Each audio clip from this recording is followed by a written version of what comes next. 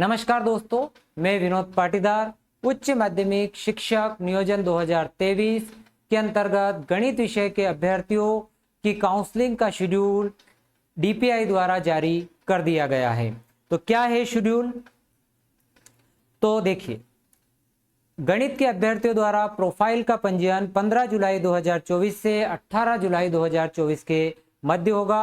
आपको TRC portal पर जाना है, अपने रोल नंबर से अपना प्रोफाइल बनाना है। प्रोफाइल कैसे बनाना है इसका वीडियो मैं पहले बना चुका हूं, तो आप वो वीडियो जरूर देखिएगा। और इन्हीं दिनों में 15 जुलाई से 18 जुलाई के साथ ही आपको दस्तावेज अपलोड करना है और आपको चॉइस फिलिंग भी करना है। चॉइस फिलिंग में विशेष ध्यान रखना है, सभी शालाओं का चयन करना अनिवार्य है। और उसके बाद 23 जुलाई से 24 जुलाई के मध्य आपका दस्तावेजों का सत्यापन जिला स्तर पर होना है। इसमें आपको जिले का भी चयन करना है, तो सोच समझ के जिले का चयन करिए। अतिथि शिक्षकों के लिए विशेष सावधानी ये रखनी है कि अतिथि शिक्षकों को वही जिला चयन करना है जिस जिले में उन्होंने अतिथि शिक्षक के रूप में कार्य किया है। इसी के साथ एक खबर और आ रही है कि 13% जो ओबीसी के पद होल्ड किए गए थे उन पर भी नियुक्ति की प्रक्रिया जारी करनी है। इसके लिए राज्य शिक्षा केंद्र ने आदेश जारी करा है।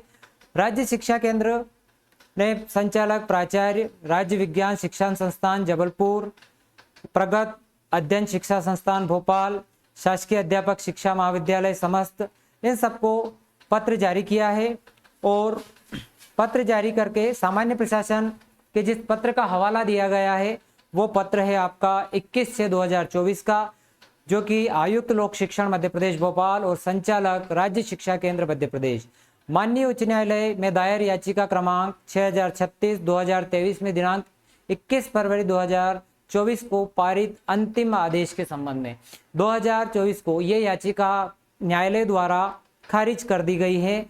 उसके बाद जो कि सामान्य प्रशासन ने समस्त विभागों को पत्र लिखे हैं और उस पर कार्रवाई करने के लिए कहा गया है।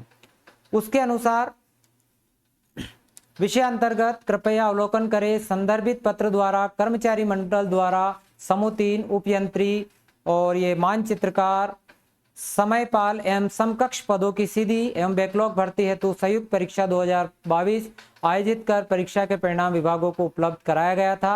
तत्पश्चात ये याचिका लग गई थी। इस याचिका में जो आदेश जारी हुआ था उसके अनुसार विभाग ने ये निर्णय लिया था कि कुछ प्रतिशत जो जिन पदों पर कोई केस नहीं, अर्थात 87% पदों पर कोई केस नहीं था, तो उन पदों पर नियुक्तियां की गई और 13% पदों को होल्ड कर दिया गया। अब जो याचिका 6036/2023 को 21 फरवरी 2024 को न्यायालय द्वारा डिसमिस कर दिया गया है। उसके बाद ये जो है माननीय उच्च न्यायालय खंडपीठ इंदौर में दायर याचिका क्रमांक में दिनांक 27 मार्च 2023 को पारित अंतरिम आदेश के पालन के संबंध में कर्मचारी चयन मंडल भोपाल द्वारा समूह 3 उपयंत्री, मानचित्रकार, समय पाल एवं समकक्ष पदों की सीधी एवं बैकलॉग भर्ती हेतु संयुक्त परीक्षा 2022 आयोजित कर दिनांक 10 फरवरी 2023 को परिणाम घोषित किया जाकर 3 मार्च 2023 को विभागों को उपलब्ध कराया गया। याचिका में खंडपीठ इंदौर द्वारा 27 मार्च 2023 को जारी अंतरिम आदेश के अनुरूप महाअधिवक्ता कार्यालय से प्राप्त विधिक अभिमत की प्रति यहां पर दी गई है।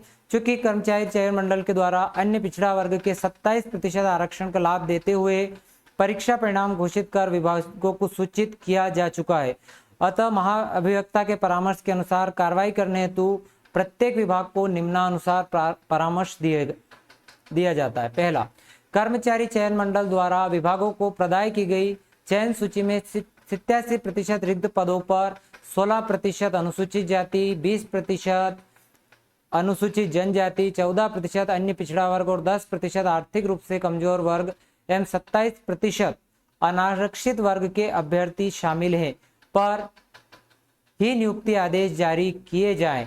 अब ये कहा गया कि जो 27% आरक्षण पर ही जारी करना है आदेश।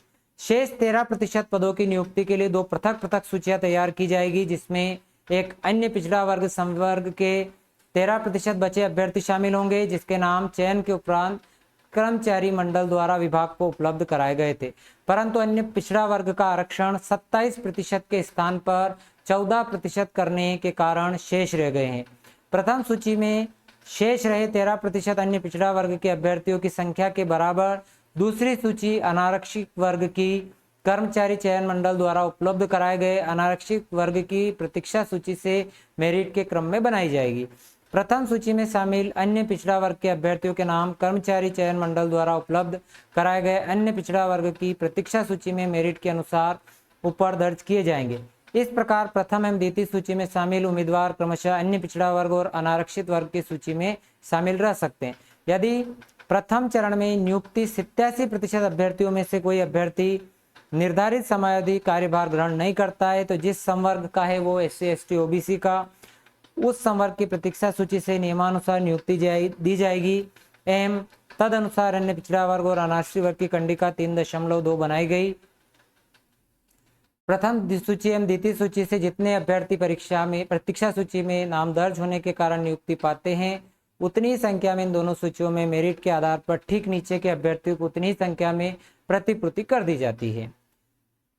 प्रथम सूची एवं द्वितीय सूची में अभ्यर्थियों की संख्या में कोई कमी न हो सके तो माननीय न्यायालय का अंतिम निर्णय आने के उपरांत शेष 13% पदों पर नियुक्ति प्रथम सूची अथवा द्वितीय सूची में शामिल अभ्यर्थियों से माननीय न्यायालय के निर्णय के अनुसार की जाएगी। अब जो पहले जो नियम था वो हमने पूरा बताया, 2 सूचियां तैयार होती थी और ये अब न्यायालय का जो आदेश आ गया उसके बाद ये निर्णय ले लिया गया कि भाई जो 13% अभ्यर्थी है उनकी भर्ती कर दी जाए। इसके लिए सामान्य प्रशासन ने सभी विभागों को आदेश जारी कर दिया है और विभागों ने इस पर कार्रवाई शुरू कर दी है। तो जिस भी सेक्टर में परीक्षाएं रुकी हुई है यानी 13% पदों पर भर्ती प्रक्रिया रुकी हुई है तो वो होगी और उस पर नियुक्ति मिलेगी। यानी कि अब यह साफ हो गया है कि ओबीसी को अब 27% के साथ ही नियुक्ति देनी है।